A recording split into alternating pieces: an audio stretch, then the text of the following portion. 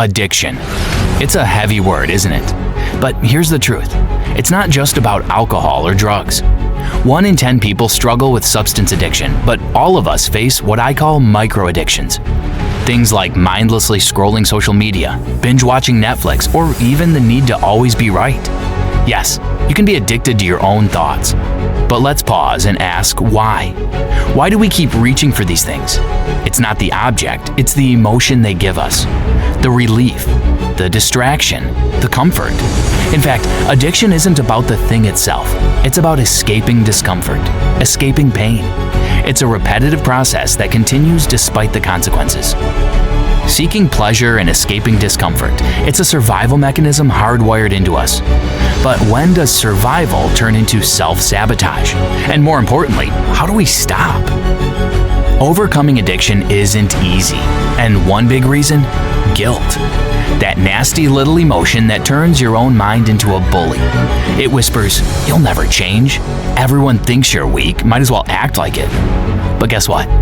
Guilt doesn't help. It traps you in the same cycle. Another obstacle? Motivation, or rather, the lack of it. Motivation shows up once a week, maybe once a month, but when it's gone, that's when discipline steps in.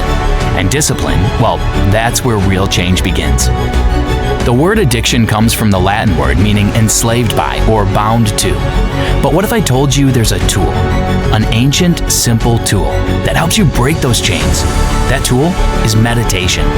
Meditation is the anti-addiction tool. It's about awareness, the transformative power of awareness. When you're no longer enslaved by your emotions, your life starts to shift in ways you can't imagine. You stop making unconscious choices, and instead, you choose how to respond to life. Here's how you start. Set aside a specific time every day for meditation. It doesn't matter if it's 1 minute, 5 minutes, or an hour. Just show up. The technique? Any technique. It's the commitment that counts. And when you build that awareness, you're not just escaping addiction, you're transforming your life. So next time you reach for that phone, that drink, or that argument, pause. Take a breath. Remember, you're not escaping discomfort. You're stepping into awareness.